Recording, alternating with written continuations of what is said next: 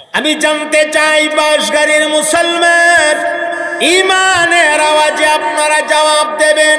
একটা সাপের জবান খুললা, এই সাপটাকে পৃথিবীর মানুষের মতো কথা বলার ক্ষমতা আপনাদের আল্লাহর আছে না নাই?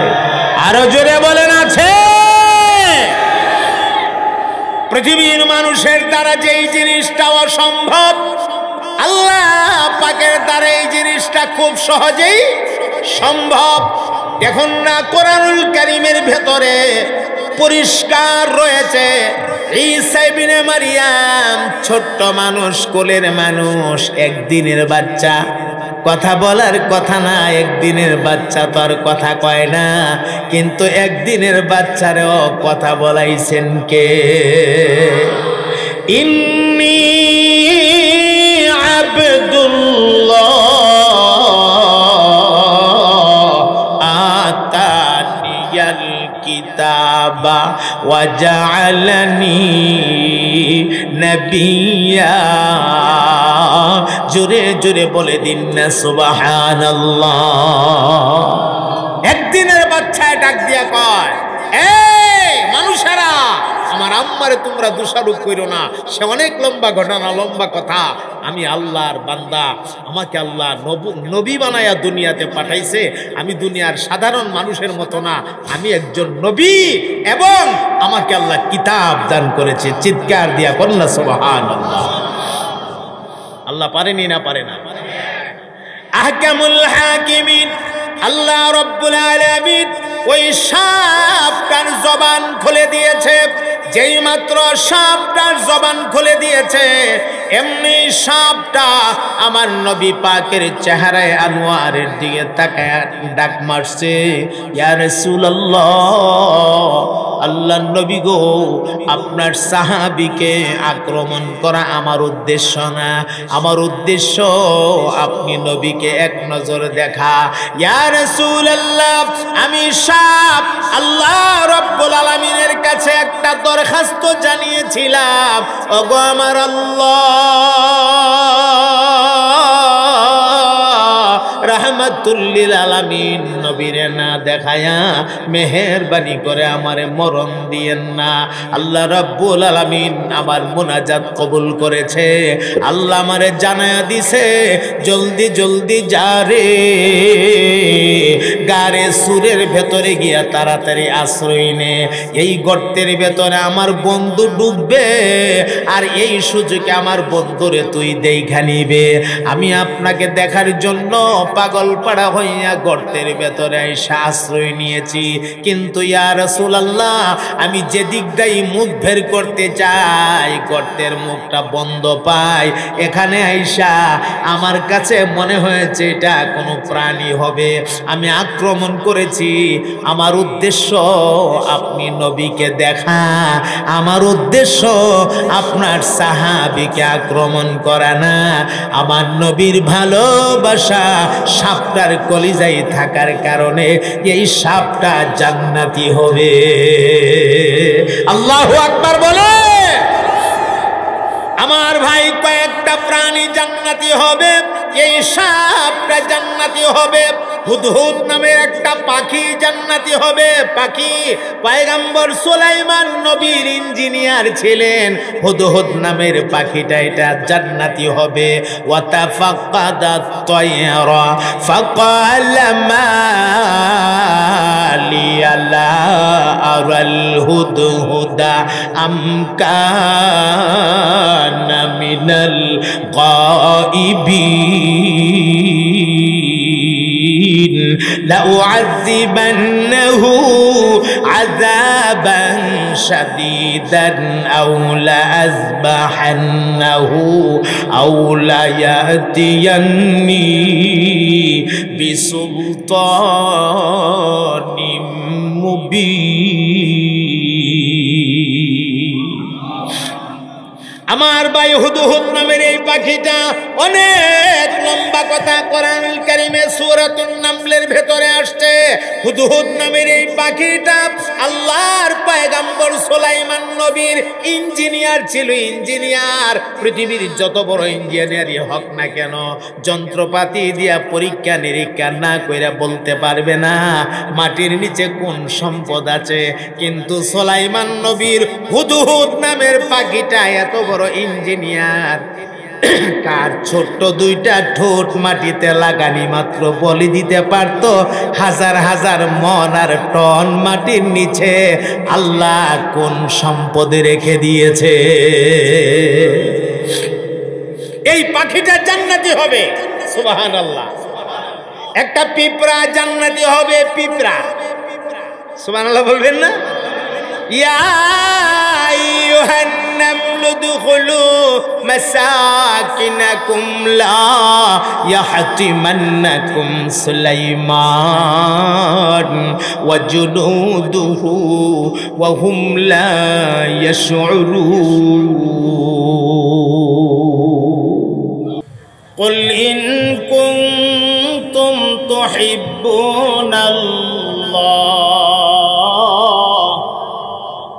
ফাত্তাবিউনি ইউহিব্বুকুমুল্লাহ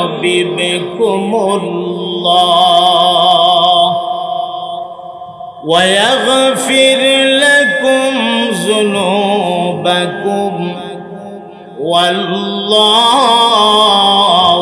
গফুরুর রহিম। সাদাকাল্লাহুল আযীম। আল্লাহুম্মা সাল্লি আলা সাইয়্যিদিনা ওয়া মাওলানা মুহাম্মদ ওয়া আলা আলিহি ওয়া আসহাবিহি ওয়া সাল্লাম। জবান খুলে মোহাব্বতের আওয়াজে সকলে মিলে পড়ুন বালাগাল উলা বিকামালিহি কাশাফাদ দুজা বিজামালিহি হাসনাত জামিউ খিসালিহি সাল্লু আলাইহি। মাশাআল্লাহর মোহাব্বতের আওয়াজে পড়ুন বালাগাল উলা বিকামালিহি কাশাফাদ দুজা হাসনাত জামিউ খিসালিহি সাল্লু ও নবী रहमत लक़ब पाने वाला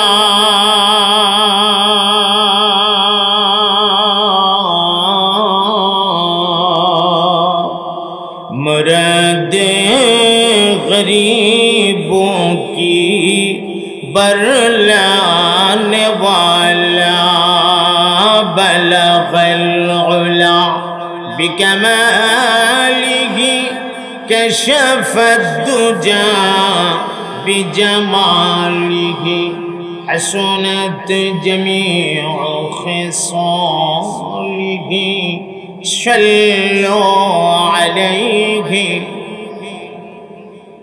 জবান খুলে কয়েক মর্তবা নাফি এবং ইসবাতের জিকির করুন আর মেহেরবানি করে খালি জায়গা বন্ধ করুন। লা ইলাহা ইল্লাল্লাহ। ভাই সামনে আগান, সামনে আগান, খালি জায়গা একদম বন্ধ করেন। লা ইলাহা ইল্লাল্লাহ।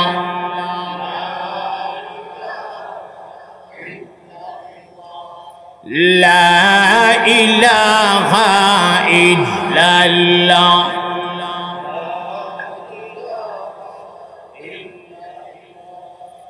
লা ইলাহা ইল্লাল্লাহ।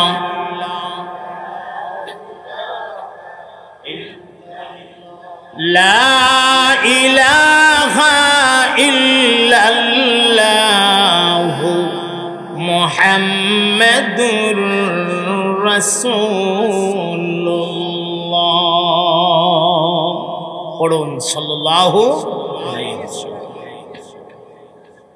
বাঁশগাড়ি দারুল উলুম ইসলামিয়া হাফিজিয়া মাদ্রাসা ও এতিমখানার উদ্যোগে আয়োজিত আজকের ইসলামী মহাসম্মেলনের ওয়াজিবুল ইহতারাম জনাব সদরে ইজলাস জনাব মোহাম্মদ হুমায়ুন কবির সাহেব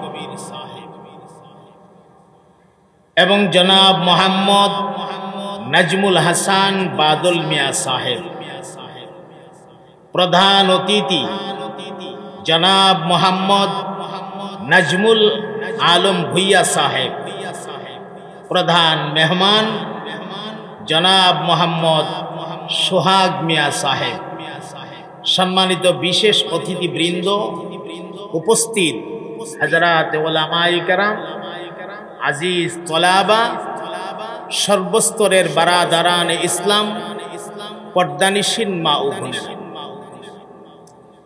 কালিমাতুশ শুকর আদায় করছি এই গভীর রাতে মহান মালিকের দরবারে, যিনি অত্যন্ত দয়া করে এই জান্নাতের বাগানে সামিয়ানার নিচে আমাদেরকে ধৈর্য সহকারে বসে থাকার তৌফিকটুকু এনায়েত করেছেন।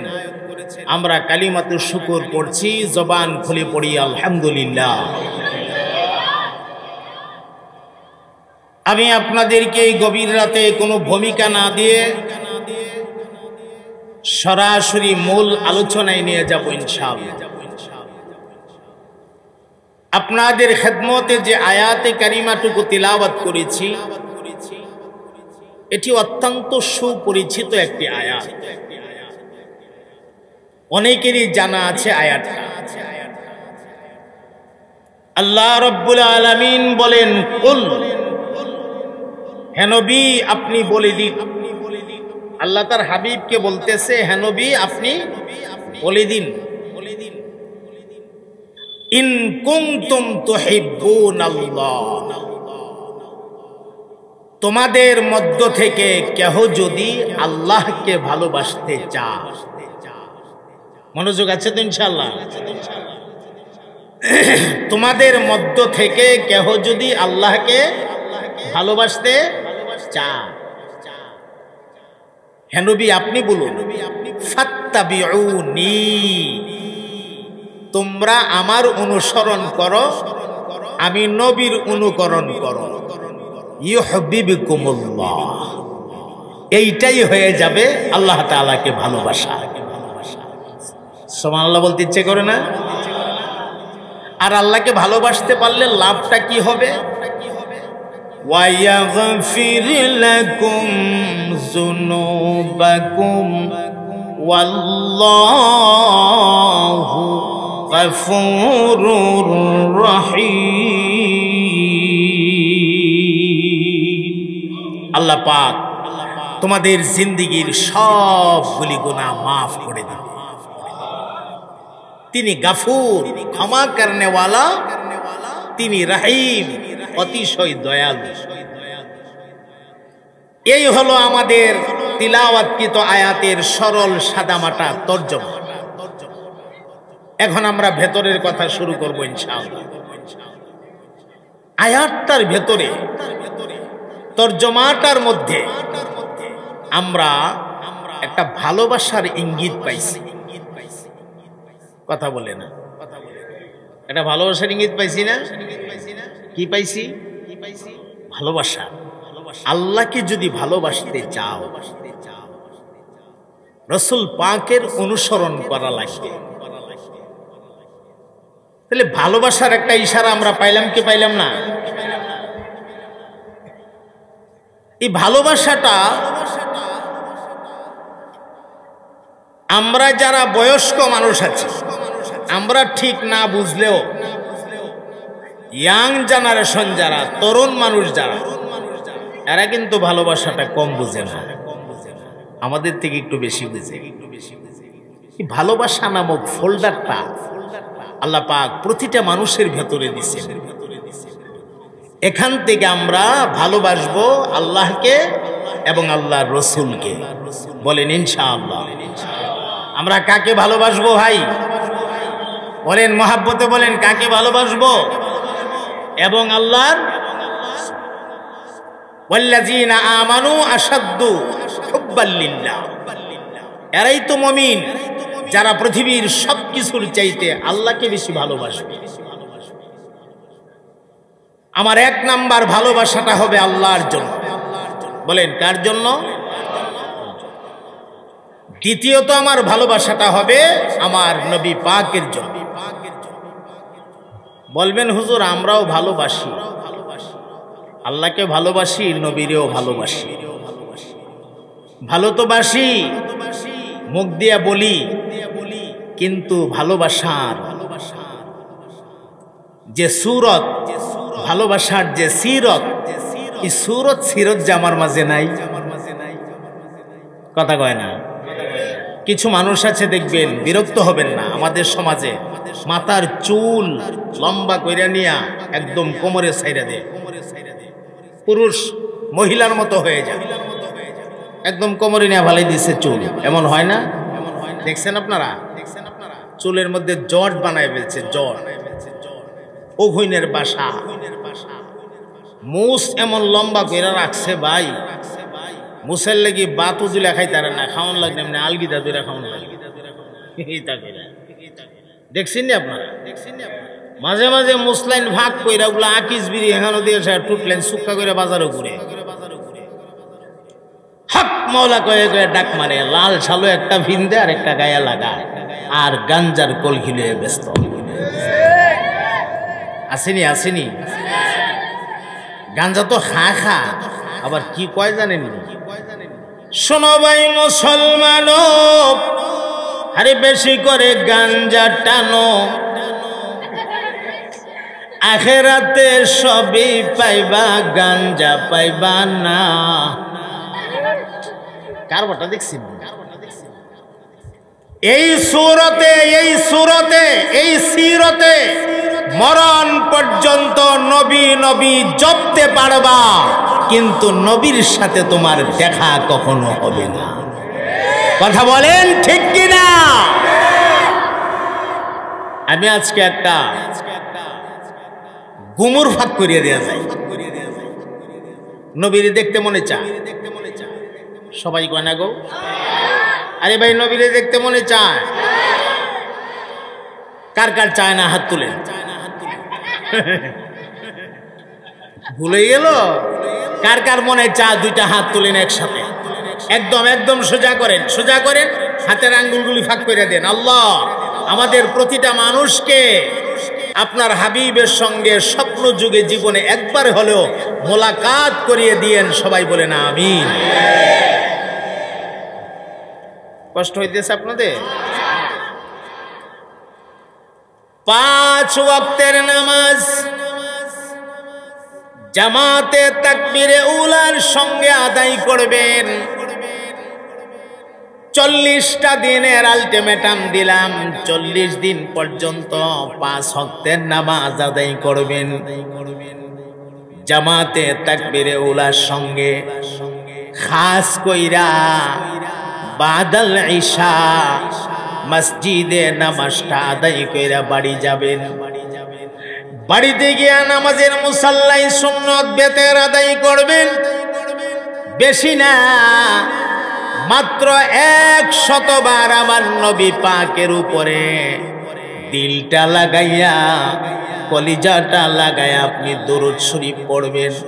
আপনার দেহটা থাকবে শুধু বাসগাড়িতে, আপনার মনটা যেন চলে যায় মদিনা মুনাব্বারা, আমার নবী পাকের রওজা মুবারকে। এইভাবে 100 বার দরুদ শরীফ পড়া সুন্নত তরিকায় ঘুমায়া যাবেন ইনশাআল্লাহ। 40টা রাতের ভেতরে কোনো না কোনো রাতে স্বপ্ন যুগে আমার নবী পাকের সঙ্গে আপনার দেখা হয়ে যাবে ইনশাআল্লাহ। এটা আমাদের বুজুর্গানে দ্বীনের পরীক্ষিত একটা আমল। আমলটা করবেন তো ইনশাআল্লাহ? বলবেন হুজুর তাহলে কি 40 দিনই নামাজটা পড়বো, এরপর আর লাগবে না নাকি? 40 দিনের কথা কেন বললাম? 40 দিন যদি কোনো মানুষ এইভাবে নামাজের পাইবন্ধ হইয়া যায়, এই লোককে আর নামাজ থেকে ফিরানো যাইতো না, নামাজের মজা তার কলিজায় বসা যাবে।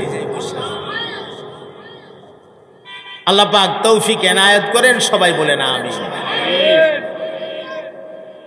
কান লাগায়া কথাগুলো খেয়াল করবেন,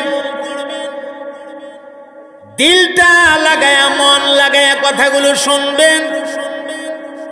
নবী পাকের ভালোবাসার আলোচনা শুই না, যদি কলিজাটা নরম হয়, দিলটা নরম হয়, আর চোখ থেকে একটা ফোঁটা পানি বের হয়ে যা, এই পানিটা বিফলে যাবে না। মনে রাখবেন, এই পানিটা কঠিন মুসিবতের দিনে আপনার নাজাতের ফায়সালা হয়ে যেতে পারে। মন দিয়ে শুনবেন। একটা আশিকের কথা আপনাদেরকে শোনাই। আহমদ কবির রিফাই রাহিমাহুল্লাহ। আমি কিন্তু খুব তাড়াহুড়া করে কথা বলতে পারি না, এই জন্য আপনারা মনোযোগ দিয়ে শুনতে হবে। হ্যাঁ, খুব তাড়াহুড়া যদি চিন্তা করেন যে হুজুর খুব আঙ্গামো করে মনে হয় মাহফিলটা গরম করে বলাইব, এটা কিন্তু আমি পারি না। আমার কথাগুলি বুঝতে হবে, আগে আমি নিজে বুঝতে হবে, আপনারা পরে বুঝতে হবে। ওয়াজ করলাম, যদি বুঝলাম না, এটাকে আমি ওয়াজ বলি না, আওয়াজ বলি। বুঝতে হবে, বলেন ইনশাআল্লাহ, এবং মন দিয়ে শুনতে হবে। হ্যাঁ, তবেই কথাগুলির মধ্যে একটা দরদ পয়দা হবে। আপনাদের দিলটা যত রুজু হবে আলোচনার দিকে, আল্লাহ তাআলা বক্তার দিলটাকে তত তৈরি করে দিবে। বক্তা কথা বলার ক্ষমতা নাই, যদি আল্লাহ তাআলা বক্তার জবান থেকে কথাগুলি তৈরি করে না দেয়, তাহলে আল্লাহ তাআলা তত বেশি আমাকে তৈরি করবেন, আপনাদের আগ্রহ যত বেশি থাকবে। এই জন্য আপনারা খুব আগ্রহের সাথে কথাগুলো শুনবেন। আহমদ কবির রিফাই রাহিমাহুল্লাহ বহুত বড় মাফের একজন বুজুর্গ ছিলেন, একজন ওলিয়ে কামিল ছিলেন, এবং তিনি শেখুল হাদিস ছিলেন। হাদিসের সবচেয়ে বড় কিতাব বুখারী শরীফের উস্তাদ, তাহলে কত বড় আলেম। তো আহমদ কবির রিফাই রাহিমাহুল্লাহ, উনি রসুল পাকের এত বড় এক আশিক ছিলেন, প্রতি রাত এশার নামাজের পরে ঘুমে যাওয়ার আগে সর্বনিম্নে 1000 বার দরুদ শরীফ পইরা আমার নবী পাকের রওজায় হাদিয়া পাঠাইয়া দিতে। আর একটু জোরে কান, আর একটু জোরে কান, ঘুমায়েন না কিন্তু। কয় হাজার বার? এখন আপনি বুকটার মধ্যে হাতটা রাইখা নিজে নিজে একটু হিসাব মিলাই দেখছেন, আপনিও তো আর শেখ, আমিও আর শেখ, আমরা কইবার ফুরি দরুদ শরীফ ঘুমাইবার আগে? একটু নিজের বিচারটা নিজে করেন না। 1000 বার দরুদ শরীফ পইরা আমার নবী পাকের রওজায় হাদিয়া পাঠায় দিন। আপনারাও হাদিয়া পাঠাবেন, টাকা পয়সা না, গরু মহিষ না, সোনা দানা না, দরুদ শরীফ পড়ে পড়ে নবীর রওজায় হাদিয়া পাঠিয়ে দিন। মামলা মোকদ্দমায় পড়ে গেছেন, ঋণে পড়ে গেছেন, কোন ধরনের মুসিবতে পড়ে গেছেন, একত্বতার সাথে বৈশা একান্ত ভাবে রসুলের মহাব্বত কলবে নিয়া মদিনা মুনাফফারার দিকে দিলটাকে রুজু করে দিয়া আপনি কয়েক মর্তবা দরুদ শরীফ পড়া রসুল পাকের রওজায় হাদিয়া পাঠিয়ে দেন। আপনার পক্ষে আল্লাহর হাবিব রওজা শরীফ থেকে আপনার পক্ষে আল্লাহর কাছে মুনাজাত দিয়ে দিবেন। এই আমল তো আমরা করি না। আমরা বিপদে পড়লে কি করি? সাহেব সর্দার, হ্যাঁ, যারা মাতবরি করে তাদের কাছে দৌড়াই, হ্যাঁ, বিভিন্ন জায়গায় টাকা পয়সা খরচ করি, কিন্তু আমরা আসল জায়গায় হাদিয়া পাঠাই না। যেখানে হাদিয়া পাঠাইলে আপনার পক্ষে মোনাজাত শুরু হয়ে যাবে, রসুল পাকের মোনাজাত আর আমার আপনার মোনাজাত সমান, কিছুটা বেশ কম আছে, হ্যাঁ, কুদ্দুর বেশ কম। আল্লাহ এ মুসলমান বন্ধু আমার, আহমদ কবির রিফাই রাহিমাহুল্লাহ 1000 বার দরুদ শরীফ পয়রা পয়রা আমার নবীর রওজা মোবারকে হাদিয়া পাঠায়া দিত, আর মুনাজাত দিয়া দিয়া কানতেন, ওগো আমার আল্লাহ, যতদিন পর্যন্ত আপনার হাবিবের রওজা মোবারকে আমি যেতে না পারবো গো, ততদিন পর্যন্ত দয়া করে আমাকে মরণ দিয়েন না। আল্লাহ রাব্বুল আলামিনের আরশ আজিমে আহমদ কবির রিফাইর মুনাজাত কবুল হয়ে গেছে। আল্লাহ পাক ওনাকে হজ্জে বাইতুল্লাহর সফর কিসমতে দিয়া দিলেন। হজ্জে বাইতুল্লাহর সফর, মক্কাতুল মুকাররমা গেলেন, হজের কাজ তিনি কমপ্লিট করলেন। হজের কাজ কমপ্লিট কইরা মনটা পাগল হয়ে গেছে, কতক্ষণে মদিনা মুনাব্বারা নবী পাকের রওজাতে যাবে। যেই মানুষটা নিজের দেশ থেকে প্রতি রাতে 1000 বার দুরূদ পড়া আমার নবীর রওজায় হাদিয়া পাঠাইতো গো, এই মানুষটা যদি রওজার কিনারায় যা, অবস্থাটা কি হবে এটা আমি কেমনে বুঝাবো? এটা বুঝাবার মতো ভাষা আমার কাছে নাই। আহমদ কবির রিফাই মক্কাতুল মুকাররমা বাইতুল্লাহর কাজ শেষ করে মদিনাতুল মুনাওয়ারা রাসূল পাকের রওজা মোবারকের কিনারায় হাজির হয়ে গেছে। রওজা শরীফের কিনারায় গিয়া রওজা থেকে এক মুষ্টি মাটি হাতে লইয়া এই মাটিটারে একবার চুমু খা, একবার কপালে লাগা, একবার বুকে লাগা, আর বারবার নবীর রওজায় সালাম দে। সালামের কোনো উত্তর তো পায় না, কানে তো আওয়াজ বাজে না, এমনি চেহারাটা আকাশের দিকে ঘোরাইয়া আহকামুল হাকিমিন আল্লাহ রাব্বুল আলামিনকে ডাক মারছে, ওগো আমার আল্লাহ, হাদিস শরীফে পড়েছি আপনার হাবিবের রওজা মোবারকে সালাম দিলে নাকি? আপনার হাবিব সালামের জবাব দে, কিন্তু কই গো, আমি যে এত সালাম দিতেছি, আপনার বন্ধু তো আমার একটা সালামের উত্তর দেয় না, আর উত্তর যদি দে আমি কেন শুনি না? ওগো আমার আল্লাহ, আপনার হাবিবের একটু জানায়া দেন না, আপনার হাবিবের এক গোলাম রওজার কিনারাতে হাজির। রব্বুল আলামিনের দরবারে মুনাজাত দিয়া দিয়া কান্দে আর বলে, আল্লাহ একটু বলে দেন না, এই গোলামের কথা একবার বলে দেন না, আর একটু জানায়া দেন না, নবী পাক যেন ওনার হাত মুবারকটাকে একটা মুহূর্তের জন্য রওজার বাহিরে দিয়া দে, আর আমি যেন এই গোলাম যেন রাসূল পাকের হাত মুবারকে হাতটা রেখে একটু মুসাফাহা করতে পারি। আল্লাহ রাব্বুল আলামিনের দরবারে কত কঠিন আবদার জানায়া দিল, কিন্তু কঠিন তো কঠিন আপনার জন্য, আমার জন্য, এটা তো আমার আল্লাহর জন্য কোনো কঠিন না। কথা বলেন ঠিক কিনা? আহমদ কবির রিফাইর মুনাজাত আল্লাহ রাব্বুল আলামিনের আরশ আজিমে কবুল হয়ে গেছে। এমনি তিনি তাকায় দেখে, আল্লাহু আকবার, আবার নবী পাক রওজা শরীফের মাটি ফাটাইয়া রওজার ভেতর থেকে ওনার হাত মোবারক ধাক্কা দিয়া জমিনের উপরে বের করে দিয়েছে। পাগলের মতো হয়ে গেছে আহমদ কবির রিফাই।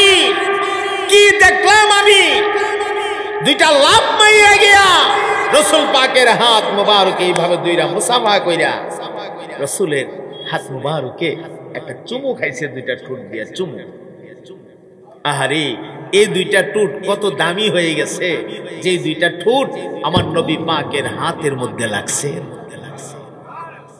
এই ঠোঁটওয়ালার উপরে আল্লাহর জাহান্নামের আগুন হারাম হয়ে যাবে। অজ্ঞান হইয়া তিনি পড়ে গেছে, দুনিয়ার কোনো খবর নাই, অজ্ঞান হইয়া পড়ে গেছে। এই হলো মোহাব্বত, এই হলো ভালোবাসা।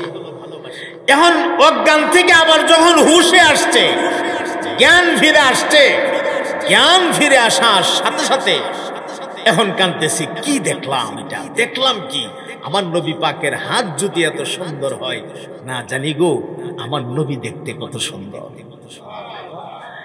ভাবনা, একটা ভাবনা পড়ে গেছে। আমার নবী পাকের চোখ মোবারক গুলি জানি কেমন ছিল, আমার নবী পাকের ঠোঁট মোবারক গুলি জানি দেখতে কেমন ছিল, আমার নবী পাকের দাঁত মোবারক গুলি জানি কেমন ছিল গো। আমার নবী কথা বললে না জানি কথা কত মজা লাগতো, না জানি কথার মধ্যে কত মধু ছিল।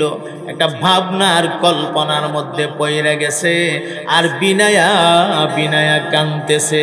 এমন সময় হঠাৎ করে শুনে কানের ভেতর একটা আওয়াজ বাজতেছে, আর কান্দিস না রে,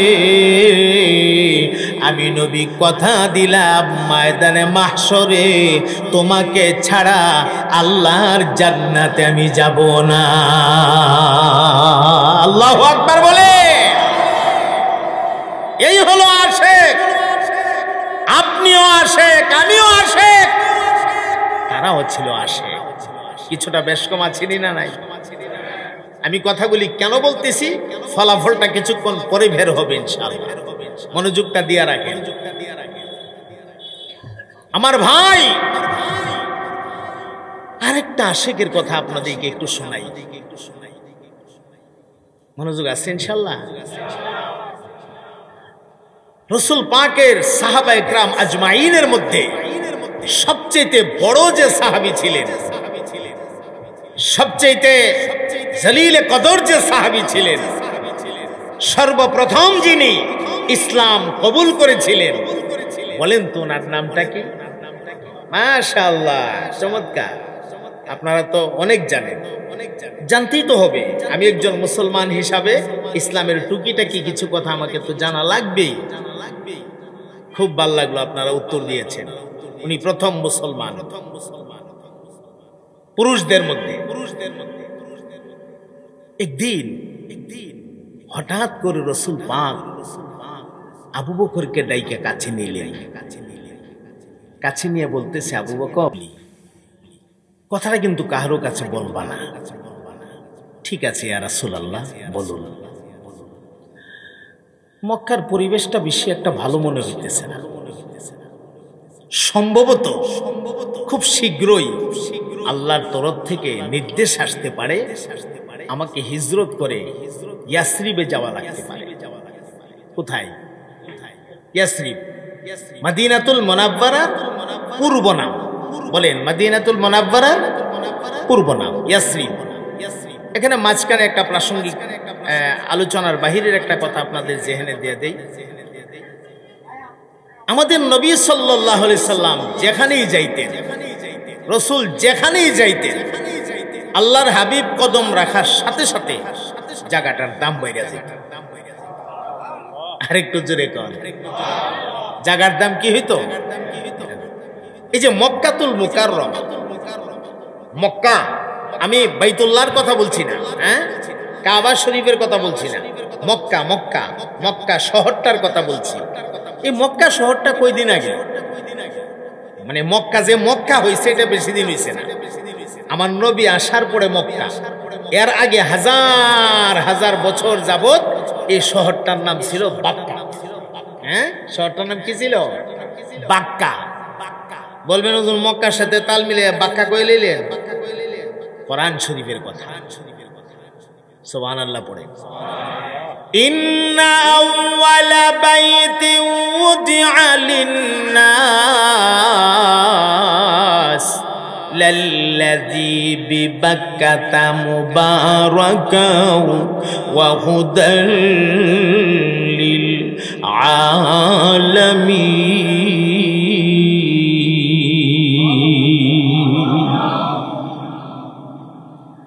আল্লাহ রাব্বুল আলামিন বলেন, পৃথিবীর সর্বপ্রথম ঘরটাকে আমি আল্লাহ বাক্কা নগরীতে নির্মাণ করেছি।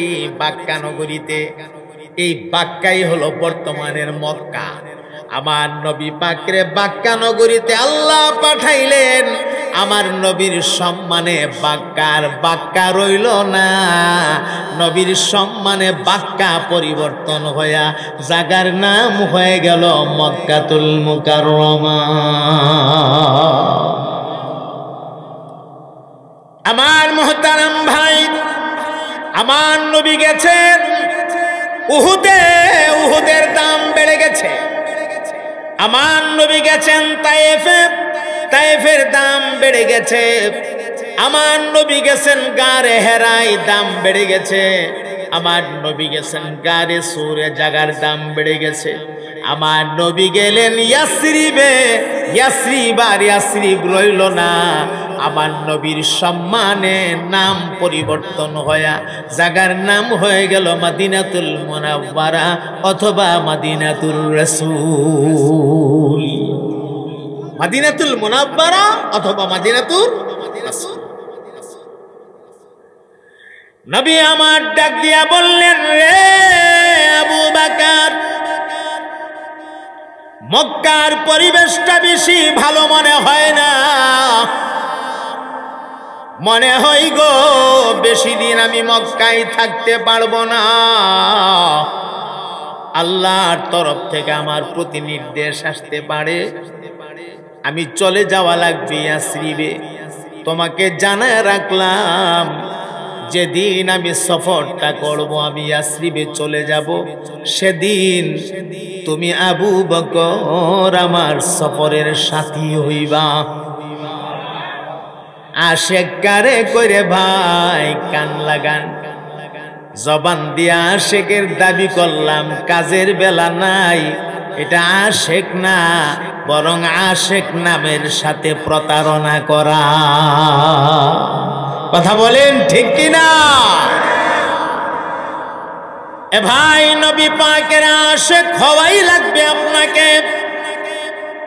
রাসূল পাকের মহব্বত দিয়া কলিজা আপনাকে ভরতেই হবে। আল্লাহর হাবিব তো বলেছেন, যেই মানুষটা তার নিজের ছেলে মেয়ে বিবি এমনকি নিজের জীবনের চাইতেও আমি নবীরে বেশি ভালো না বাসবে, এই মানুষটা পরিপূর্ণ মুমিন হতে পারবে না। তাহলে নবীর ভালোবাসা লাগবে কি লাগবে না? কথা কয় না, আরো জোরে বলেন। তাহলে ভালোবাসার অর্থ কি? নামাজ না পড়া? হ্যাঁ, আসতেছে এত আতের কথা সামনে আসতেছে ইনশাআল্লাহ। আপনারা যদি ধৈর্যের সাথে বসেন, ধারাবাহিকভাবে আমি কথা চালাইয়া নিতেছি, সামনে চলবে ইনশাআল্লাহ। আরেকটা কথা মনে রাখবেন, আমি বসছি, আমি যখন স্টেজে বসছি, গাড়িতে আমি আজকে অনেক ডায়াবেটিস, প্রায় 22 ডায়াবেটিস নিয়ে আমি স্টেজে বসছি। আস্তে আস্তে করে আমার শরীরটা রিল্যাক্স হতে বা আমি আমার বয়ানের অবস্থানে পৌঁছাইতে কিছুটা সময় লাগবে। এই সময়টা আপনারা ধৈর্যের সাথে দিতে পারলে আশা করি ভাল লাগবে ইনশাআল্লাহ। আশা করি ভাল লাগবে, কারণ যে বিষয়টা নিয়েছি এই বিষয়টার একটা ফায়দা আছে, মানে একটা জের আছে, একটা খোলাসা আছে। এই খোলাসাটা আমরা শেষ দিকে গিয়ে বুঝবো ইনশাআল্লাহ। আচ্ছা, তো কান লাগান। আল্লাহর হাবিব বলেন, তুমি আমার সফরের সাথী হইবা। কাউকে কিন্তু কথাটা বলল না। হিজরতের 6 মাস আগে, কয় মাস? আধাটা বছর, অর্ধেকটা বছর, 6 মাস আগে এই কথাটা আবু বকরকে আমার নবী পাক বলছে।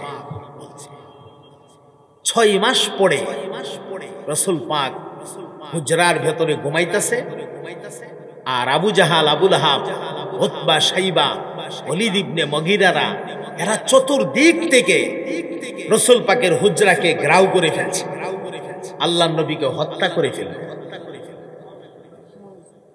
এত আসতে বললেন, নবীরে হত্যা করবে আর আপনার জবান দিয়া নাউজুবিল্লাহটাও বের হতে চায় না।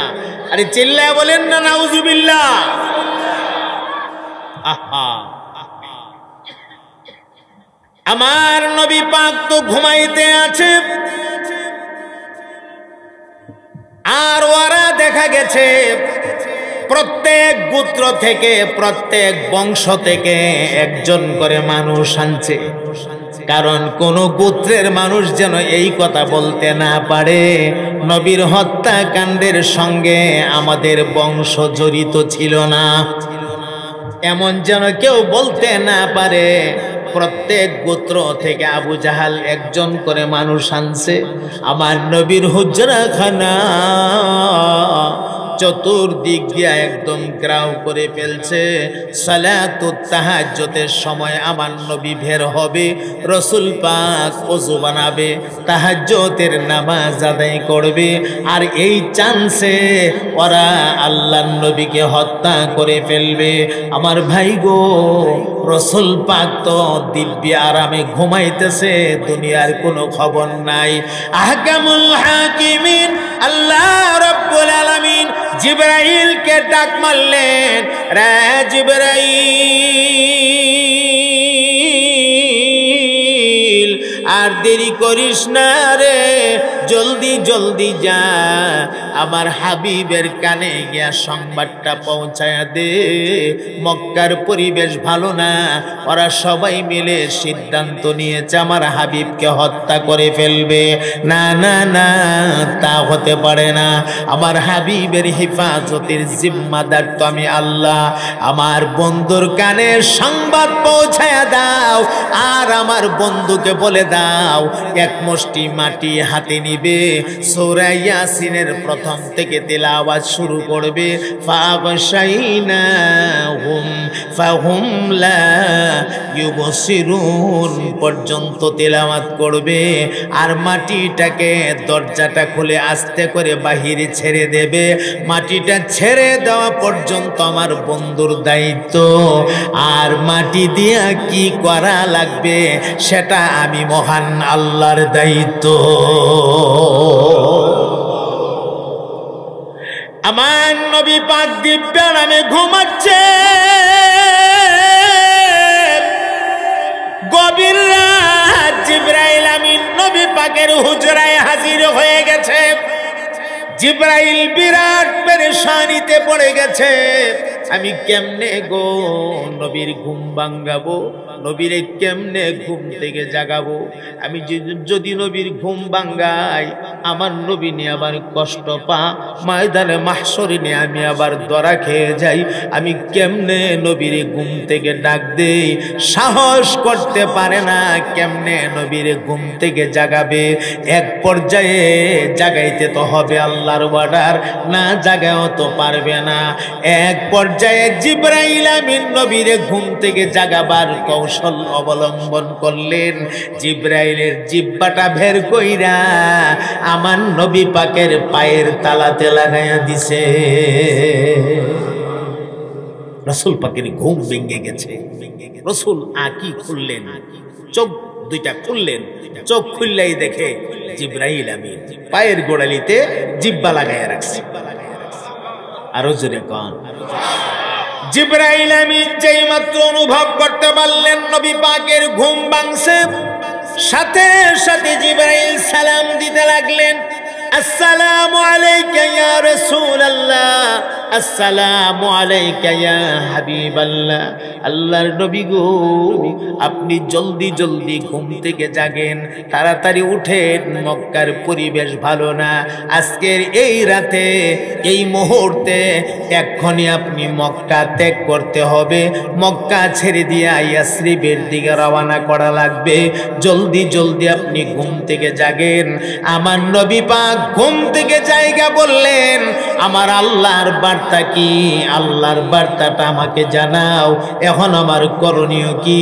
ইয়া রাসূলুল্লাহ, আল্লাহ রাব্বুল আলামিন বলেছে এক মুষ্টি মাটি হাতে নিয়া সূরা ইয়াসিনের প্রথম থেকে তেলাওয়াত শুরু কইরা ফাগশাইনাহুম ফাহুম লা ইউবসিরুন পর্যন্ত তিলাওয়াত কইরা মাটিতে দম কইরা ফু দিয়া মাটিটা আস্তে করে দরজাটা খুইলা বাহিরে ছেড়ে দিবেন। মাটিটা ছেড়ে দেওয়া পর্যন্ত আপনার দায়িত্ব। আর এই মাটি দিয়া কি করা লাগবে এই দায়িত্ব মহান আল্লাহ। এমনি আমার নবী এক মুষ্টি মাটি লইয়া আল্লাহর কোরআনের কলব সূরা ইয়াসিন শুরু করছে তিলাওয়াত।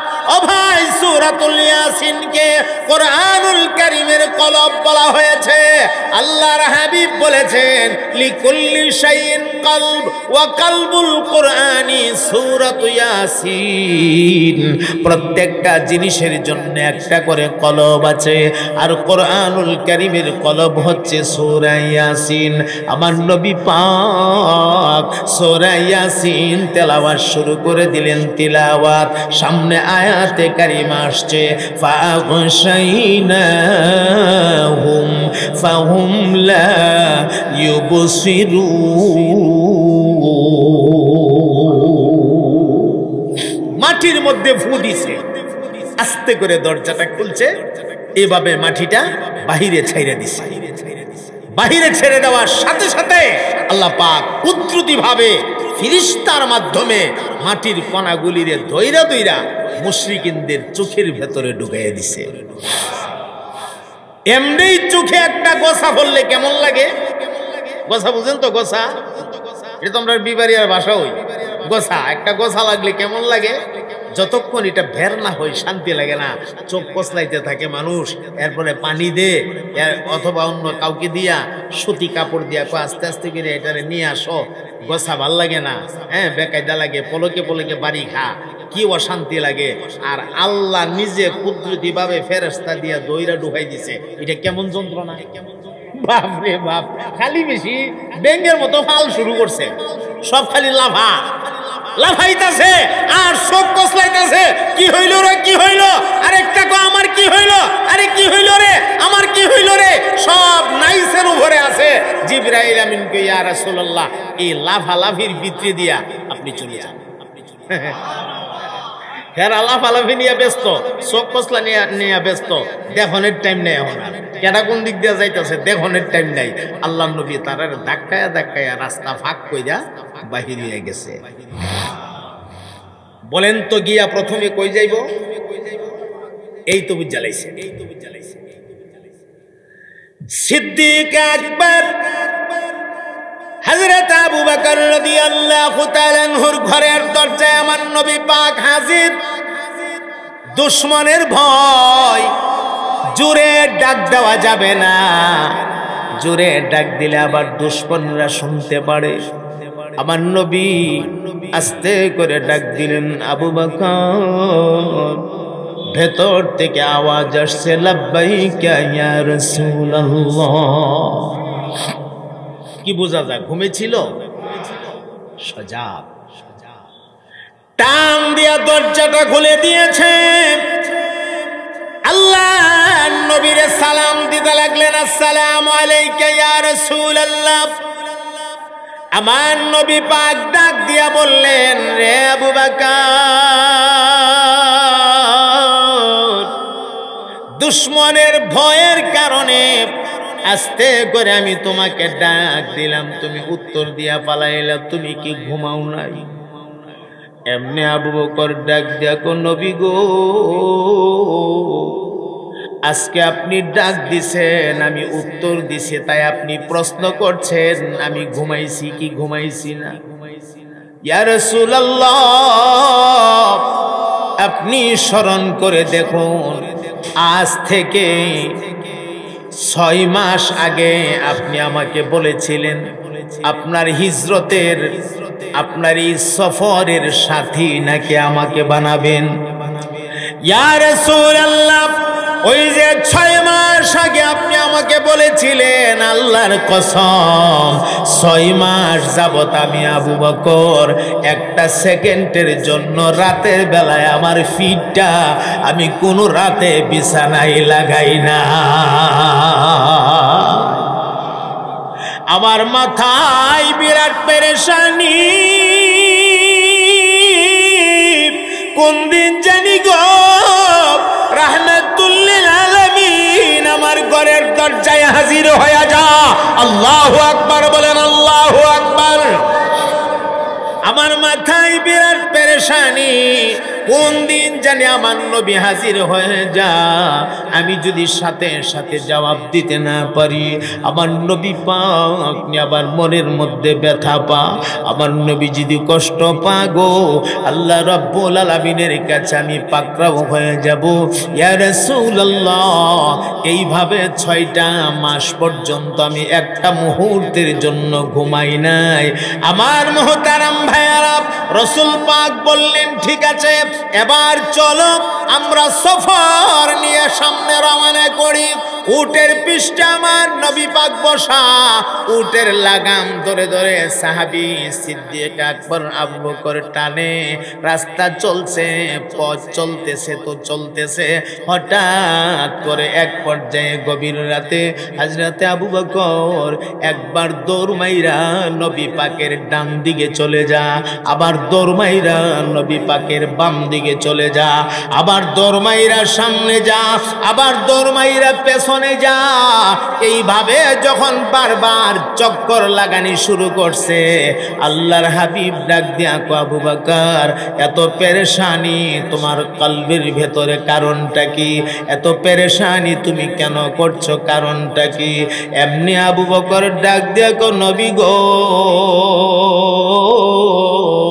আমি যখন আপনার ডান দিকে থাকি আমার মনটা সাক্ষী দে এই অন্ধকারের ভেতরে কোনো তীর আইসানি বাম দিক থেকে আমার নবীর শরীরের মধ্যে বিন্দে যা। এই কারণে আমি দৌড় মাইরা আবার বাম দিকে চলে যাই। আমি যখন বাম দিকে থাকি আমার মনে সাক্ষী দে আবার পেছন দিক থেকে কোনো তীর আইসা আমার নবী পাকের শরীরে বিন্দে যা। এই কারণে আমি পেছনে চলে যাই। আবার মনে যখন সাক্ষী দে সামনের দিক থেকে কোনো তীর আইসানি আমার নবী পাকের শরীরে বিন্দে যা। এই কারণে আমি সামনের দিকে যাই। ইয়া রাসূলুল্লাহ,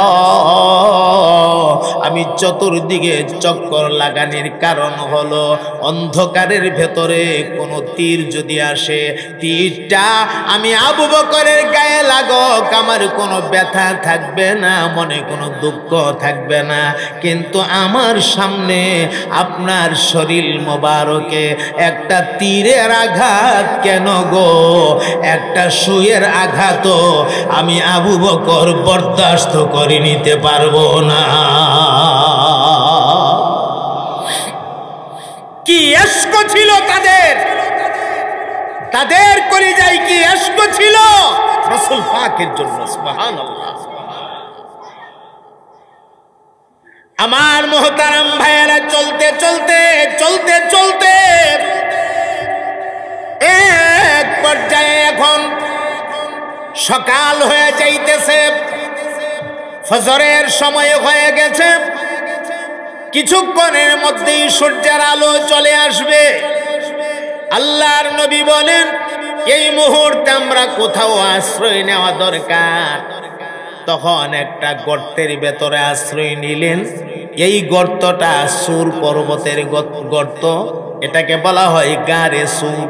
সুর পর্বতের একটা গুহা, গুহাটার ভেতরে গিয়া আমার নবী আশ্রয় নিলেন। আশ্রয় নেওয়ার সাথে সাথে আল্লাহ পাক মাকড়সাকে অর্ডার দিয়া দিলেন, ওরে মাকড়সা সুন্দর করে গর্তের মুখটার মধ্যে একটা জাল বুন্যা রাখ।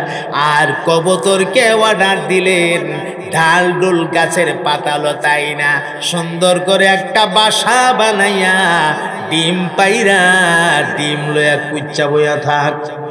সুবহানাল্লাহ কর।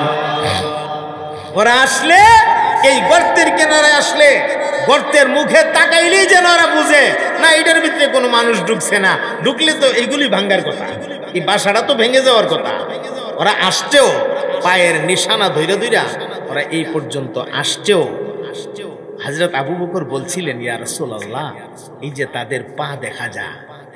আমার নবী তখন বলছিলেন, লা তাহজান ইন্নাল্লাহা মা'ানা, কোনো পেরেশানি উঠায়ও না, আমরা শুধু দুইজন না, আমাদের সাথে আল্লাহ আছেন। আমাদের সাথে কে আছে? আল্লাহ আছে, ভয় পায়ও না। ভাই খেয়াল করে না শেখ কাকে বলা হয়? গর্তটার ভেতরে ঢোকার পরে এই গুহার ভেতরে আবার ছোট ছোট গর্ত, এই ছোট ছোট গর্তগুলা, এগুলির ভেতরে কোনো বিষাক্ত কোনো প্রাণী থাকতে পারে। এই কারণে সিদ্দিক আকবরের একটি মাত্র চাদরটারে টান দিয়া ছিঁড়া, চাদরটা টুকরা টুকরা বানায়া গর্তের ভেতরের গুহার ভেতরের ছোট ছোট গর্তগুলির মুখ বন্ধ করতে লাগলেন। বন্ধ করতে করতে করতে করতে একটা গর্তের মুখ আর বন্ধ করার মতো চাদর নাই। এই জায়গার মধ্যে ওনার পায়ের মোড়াটা দিয়া গর্তের একদিকে ধাক্কা লাগায় বৈশা পাটাকে সোজা করে দিয়া আল্লাহর নবীকে বললেন, ইয়া রাসূলুল্লাহ, আপনি অনেক ক্লান্ত, অনেক পরিশ্রান্ত, আপনার মাথা মুবারকটা আমার উরাতের উপরে রাইখা একটু আরাম ফরমান। সুবহানাল্লাহ। আল্লাহর হাবিব ওনার মাথা মুবারক সিদ্দিক আকবরের উরাতের উপরে রাখলেন। আমার নবী পাক একটু আরাম ফরমাইলেন। আর এই ফাঁকে গর্তের ভেতর থেকে বিষাক্ত একটা সাপ, এই সাপটা সিদ্দিক আকবরের পায়ের গোড়ালিতে, পায়ের মোড়ার মধ্যে আক্রমণ করে বসছে, কামড় মারছে। সাপটা কামড় দেওয়ার সাথে সাথে পায়ের মধ্যে প্রচন্ড ব্যথা শুরু হয়ে গেছে, পাটা আস্তে আস্তে অচল হয়ে যাইতেছে। এরপরেও না, আমি যদি নড়াচড়া করি আবার নিয়ে আমার নবীর ঘুম ভাঙ্গা যা। নড়াচড়া করেন না, বেদনায় অস্থির হয়ে যাচ্ছে, আস্তে আস্তে করে ব্যথা উপরের দিকে উঠতেছে। আল্লাহু আকবার। সিদ্দিক আকবর সহ্য করতে পারে না ব্যথা, বিনায়া বিনায়া কাঁদতে শুরু করছে। কাঁদতেছে, দাড়ি ভিজে ভিজে পানির ফোঁটাগুলি টপ টপায় নিচে পড়তেছে। হঠাৎ করে একটা ফোঁটা পানি আমার নবী পাকের গাল মোবারকের মধ্যে পড়ে গেছে। চোখের পানিটা, কান্নার পানিটা দেখবেন সাধারণত একটু গরম হয়, একটু গরম হয়। রাসূল পাকের ঘুম ভেঙে গেছে। তাকায়া দেখে আবু বকর কাঁদে। আবু বকর, বাড়ি ঘরের কথা বুঝি মনে হইছে? না ইয়া রাসূলুল্লাহ, বাড়ি ঘরের কথা মনে হয় নাই। তাহলে কাঁদো কেন? হুজুর, আমার পায়ে কি জানি একটা প্রাণী আঘাত করছে, কামড় মারছে, ব্যথা আমি সহ্য করতে পারতেছি না, এই জন্য আমি কাঁদতেছি। তুমি আমারে ডাক দিলা না? ইয়া রাসূলুল্লাহ, আপনার ঘুম ভাঙ্গাই নাই, কারণ আমি যে আমার জীবনের চাইতো আপনাকে বেশি ভালোবাসি। আমি মরতে রাজি, আপনার ঘুম ভাঙ্গাইতে রাজি না। রাসূল বললেন, পাটা সরাও। এমনি পা সরাইছে। পা সরানোর সাথে সাথেই গর্তের ভেতর থেকে একটা সাপ হুট করে তার মাথাটা ফনা ধরে এইভাবে উপরে তুলছে, তুললা দুইটা চোখ বের কইরা আমার নবী পাকের দিকে তাকায় রইছে। এই সাপটাই আবু বকরকে কামড় দিছে। রাসূল পাক প্রথমে আবু বকর সিদ্দিকের চিকিৎসা করলেন। শাহাদত আঙ্গুল দিয়া মুখের ভেতর থেকে একটু লালা বের করে এই লালাটা জখমের জায়গাতে এইভাবে আঙ্গুল দিয়ে গসায়া লাগাই দিছে। লাগাই দেওয়ার সাথে সাথে হযরত আবু বকরের ব্যথা ভালো হয়ে গেছে, একদম জায়গা ব্যথা নাই, পরিপূর্ণ সুস্থ হয়ে গেছে। এখন রাসূল সাপটারে ডাক দিয়া কয়, এ সাপ, তুই আমার সফরের সাথীকে আঘাত করলে, আক্রমণ করলে, তোর সাহস তো কম না। সাপটার কলিজা হইটা যাইতেছে, কেমনে আমি নবীরে বুঝাই আমি যে আসলে ওনারে আক্রমণ করা উদ্দেশ্য না, উদ্দেশ্য যে নবীরে দেখা, এই কথা নবীর আমি কেমনে বুঝাই। সাপটা আল্লাহ রে কো, আল্লাহ জবানটা একটু খুললা দেও না, তোমার হাবিবরে আমি একটু বইলা দেই, আমি কেন এই কাজটা করছি? আমি জানতে চাই বাঁশগাড়ির মুসলমান, ইমানের আওয়াজে আপনারা জবাব দেবেন। একটা সাপের জবান খুললা এই সাপটাকে পৃথিবীর মানুষের মতো কথা বলার ক্ষমতা আপনাদের আল্লাহর আছে না নাই? আরো জোরে বলেন আছে? পৃথিবীর মানুষের দ্বারা যেই জিনিসটা অসম্ভব, আল্লাহ পাকের দ্বারা এই জিনিসটা খুব সহজেই সম্ভব। দেখুন না, কোরআনুল কারীমের ভেতরে পরিষ্কার রয়েছে ঈসা ইবনে মারইয়াম ছোট্ট মানুষ, কোলের মানুষ, একদিনের বাচ্চা, কথা বলার কথা না। একদিনের বাচ্চা তো আর কথা কয় না, কিন্তু একদিনের বাচ্চারেও কথা বলাইছেন কে? ইন্নী আব্দুল্লাহ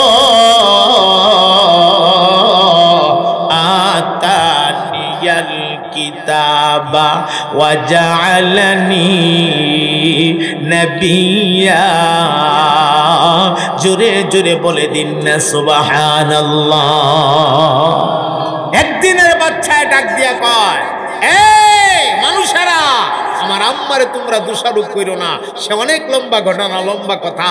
আমি আল্লাহর বান্দা, আমাকে আল্লাহ নবী বানায়া দুনিয়াতে পাঠাইছে। আমি দুনিয়ার সাধারণ মানুষের মতো না, আমি একজন নবী, এবং আমাকে আল্লাহ কিতাব দান করেছে। চিৎকার দিয়া বলনা সুবহানাল্লাহ। আল্লাহ পারেনি না? পারে না? আহকামুল হাকিমিন আল্লাহ রাব্বুল আলামিন ওই সাপটার জবান খুলে দিয়েছে। যেই মাত্র সাপটার জবান খুলে দিয়েছে, এমনি সাপটা আমার নবী পাকের চেহারায় আনোয়ারের দিকে তাকায় ডাক মারছে, ইয়া রাসূলুল্লাহ, আল্লাহর নবী গো, আপনার সাহাবীকে আক্রমণ করা আমার উদ্দেশ্য না, আমার উদ্দেশ্য আপনি নবীকে এক নজর দেখা। ইয়া রাসূলুল্লাহ, আমি সাপ আল্লাহ রাব্বুল আলামিনের কাছে একটা দরখাস্ত জানিয়েছিলাম, ওগো আমার আল্লাহ, রাহমাতুল লিল আলামিন নবীরে না দেখায়া মেহেরবানি করে আমারে মরণ দিয়েন না। আল্লাহ রাব্বুল আলামিন আমার মুনাজাত কবুল করেছে। আল্লাহ আমারে জানায়া দিছে, জলদি জলদি যা রে, গারে সুরের ভেতরে গিয়া তাড়াতাড়ি আশ্রয় নে। এই গর্তের ভেতরে আমার বন্ধু ডুববে, আর এই সুযোগে আমার বন্ধুরে তুই দেখা নিবে। আমি আপনাকে দেখার জন্য পাগল পাড়া হইয়া গর্তের ভেতরে এসে আশ্রয় নিয়েছি, কিন্তু ইয়া রাসূলুল্লাহ, আমি যে দিকটাই মুখ বের করতে চাই গর্তের মুখটা বন্ধ পাই। এখানে আইসা আমার কাছে মনে হয়েছে এটা কোনো প্রাণী হবে, আমি আক্রমণ করেছি। আমার উদ্দেশ্য আপনি নবীকে দেখা, আমার উদ্দেশ্য আপনার সাহাবীকে আক্রমণ করা না। আমার নবীর ভালোবাসা সাপটার কলিজায় থাকার কারণে এই সাপটা জান্নাতি হবে। আল্লাহু আকবার বলে। আমার ভাই, কয়েকটা প্রাণী জান্নাতি হবে, এই সাপটা জান্নাতি হবে। হুদহুদ নামে একটা পাখি জান্নাতি হবে। পাখি পয়গম্বর সুলাইমান নবীর ইঞ্জিনিয়ার ছিলেন। হুদহুদ নামের পাখিটা এটা জান্নাতি হবে। ওয়া তাফাক্কাদাত তায়রা ফাকালা মা লিয়া লা আরাল হুদহুদা আম কানা মিনাল গায়িবিন لأعذبنه عذابا شديدا أو لأذبحنه أو ليأتيني بسلطان مبين। আমার ভাই, হুদহুদ নামের এই পাখিটা অনেক লম্বা কথা কোরআনুল কারীমে সূরাতুন নামলের ভেতরে আসছে। হুদহুদ নামের এই পাখিটা আল্লাহর পয়গম্বর সুলাইমান নবীর ইঞ্জিনিয়ার ছিল, ইঞ্জিনিয়ার। পৃথিবীর যত বড় ইঞ্জিনিয়ারই হোক না কেন, যন্ত্রপাতি দিয়া পরীক্ষা নিরীক্ষা না কইরা বলতে পারবে না মাটির নিচে কোন সম্পদ আছে। কিন্তু সুলাইমান নবীর হুদহুদ নামের পাখিটা এত বড় ইঞ্জিনিয়ার, কার ছোট্ট দুইটা ঠোঁট মাটিতে লাগানি মাত্র বলি দিতে পারত হাজার হাজার মন আর টন মাটির নিচে আল্লাহ কোন সম্পদে রেখে দিয়েছে। এই পাখিটা জান্নাতি হবে, সুবহানাল্লাহ। একটা পিঁপড়া জান্নাতি হবে, পিঁপড়া, সুবহানাল্লাহ বলবেন না? ইয়া আইয়ুহান নামলু দুখুলু মাসাকিনাকুম লা ইয়াহতিমান্নাকুম সুলাইমান ওয়া জুনুদুহু ওয়া হুম লা ইয়াশউরুন।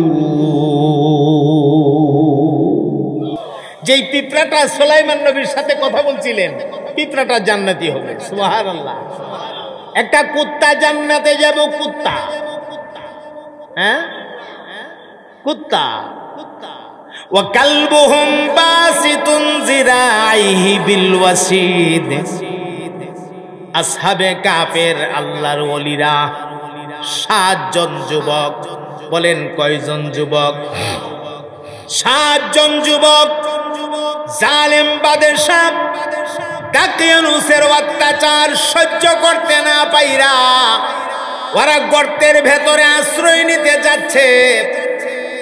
এদের সঙ্গে পেছনে পেছনে একটা কুকুর, যা কুকুর, সুবহানাল্লাহ বলেন। ইয়ামলিখা মাকসালমিনা মাসলিনা মারনুস বারনুস অবারনুস কাফাসতুস অথবা কাফাসতাইতুস। আর কুকুরটার নাম ছিল কিতমির। বলুন কুকুরটার নাম কি?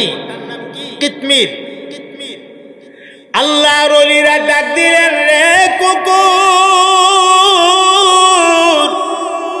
আমরা জালেম বাদশার অত্যাচার সহ্য করতে পারি না, যেই কারণে আমরা গর্তের ভেতরে আশ্রয় নিতে যাচ্ছি, তুই আমাদের সঙ্গে কি? আমার আল্লাহ কুকুরের জবান খুইলা দিছে। কুকুর তখন ডাক দিয়া কয়, আমার আল্লাহ আপনাদেরকে ভালোবাসে। আল্লাহ যেহেতু আপনাদেরকে ভালোবাসে, আমি কুকুরও আপনাদেরকে ভালোবাসি। আপনারা যেখানে থাকবেন আমি সেখানে থাকব, আপনাদেরকে আমি পাহারাদারি করব। আপনাদের যে অবস্থা আমার সেই অবস্থা হবে, আমি আপনাদের পাহারাদারি করব। আমার ভাইয়েরা, কোরআন শরীফের ভেতরে সূরাতুল কাহফের মধ্যে আসছে, ওরা তো গর্তের ভেতরে গেছে, ঘুমাইতেছে।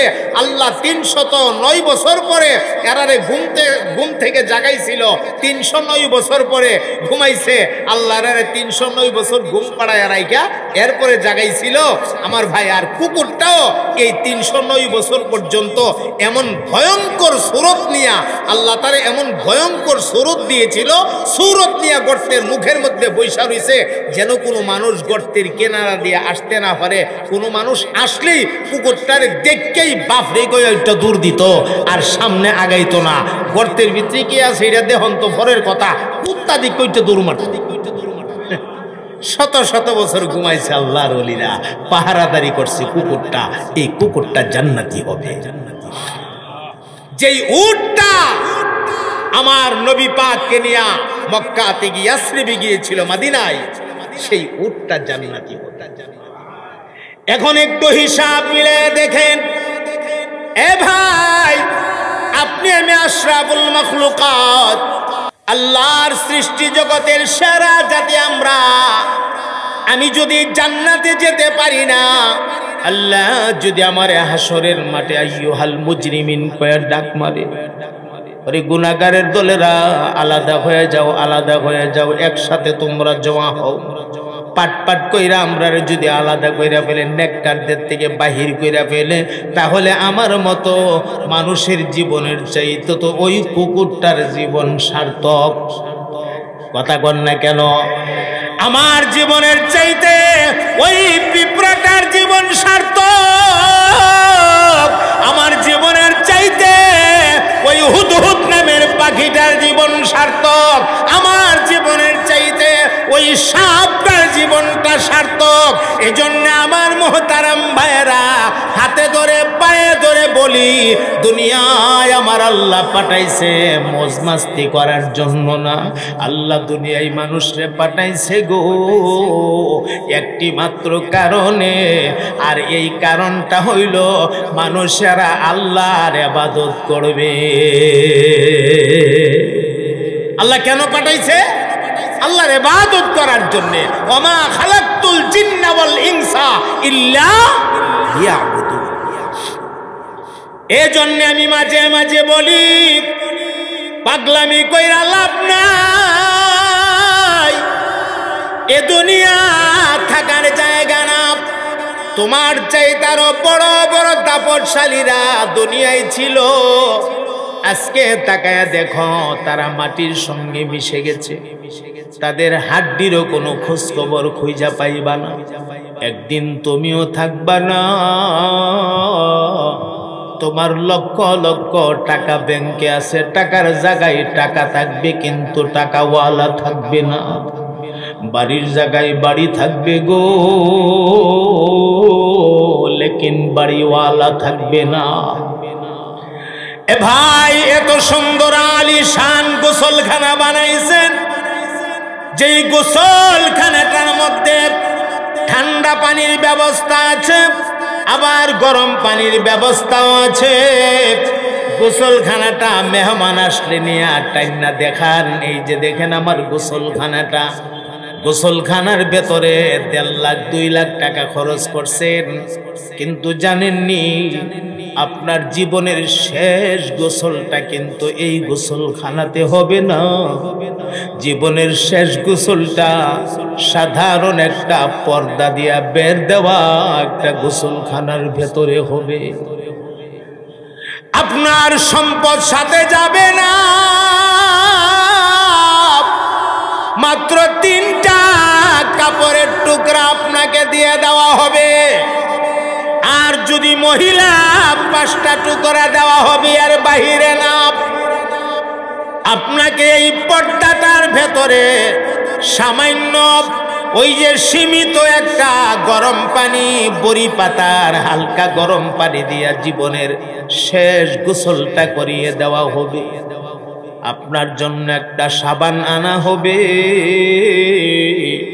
এই সাবানটাও কিন্তু বড় সাবান আনবে না, ছোট সাবান আনবে। ছোট বাজারে গেলে বড় সাবান আনতেন, আজকে আপনার জন্য বরাদ্দ ছোট একটা সাবান, বড় সাবানও আনা। ও ভাই, এই দিন তো বেশি দূরে না, খুব কাছাকাছি। কথা কয় না, অনেক দূরে না, কাছাকাছি। মিছামিছি কাটাইলাম জিন্দেগি,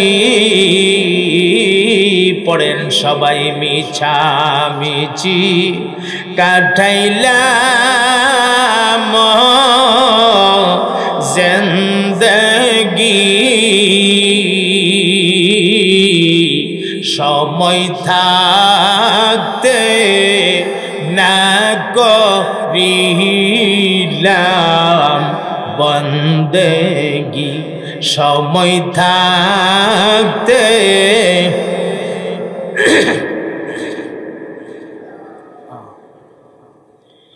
এই দুনিয়া মুসাফির খানা, মুমিন জানো না এই দুনিয়া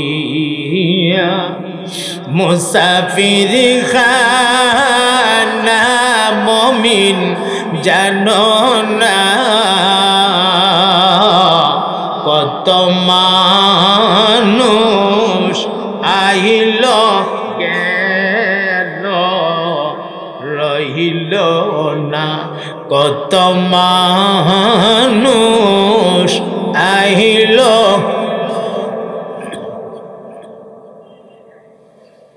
তুমি যদি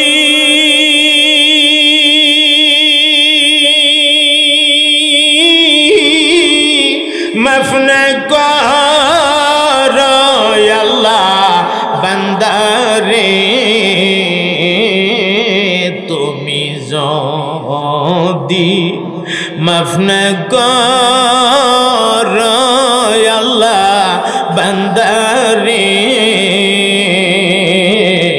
বলো তোমার বান্দা যাবে কার ধারে, বলো তোমার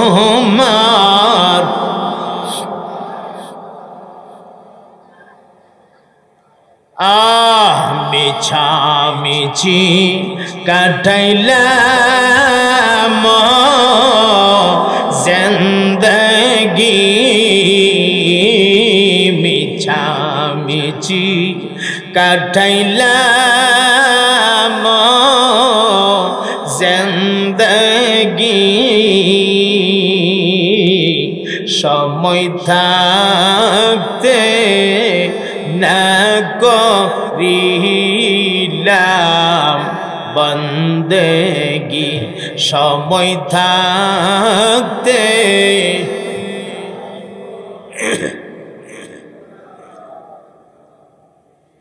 এজন্য ভাই দুনিয়ার পাগল হয়ে লাভ নাই। পাগল বনবো তো একজনের পাগল বনবো, চিল্লায় বলেন তিনি কে? আরো জোরে বলেন তিনি কে? আল্লাহ সুবহানাল্লাহ। আল্লাহর পাগল বনবো, আল্লাহর মহব্বত দিয়া কলিজা ভরবো, নবী পাকের মহব্বত দিয়া কলিজা ভরবো, আল্লাহকে ভালোবাসবো, নবী পাকরে ভালোবাসবো। আল্লাহর নবীরে যদি ভালোবাসা জীবন সাজায়া কবরে যেতে পারি, মনে রাখবেন কবরের জগতে যেতে দেরি হবে, আর কবরটা জান্নাতের বাগান হইতে একটা মুহূর্ত দেরি হবে না। কুল ইন কুনতুম তুহিব্বুনাল্লাহ ফাত্তাবিউনি ইউহিব্বুকুমুল্লাহ ওয়া ইয়াগফির লাকুম যুনুবাকুম ওয়াল্লাহু গফুরুর রহিম। আমার ভাই, আমরা ভালোবাসবো, বলেন বলেন, এক নাম্বার কাকে? দুই নাম্বার নবী পাককে।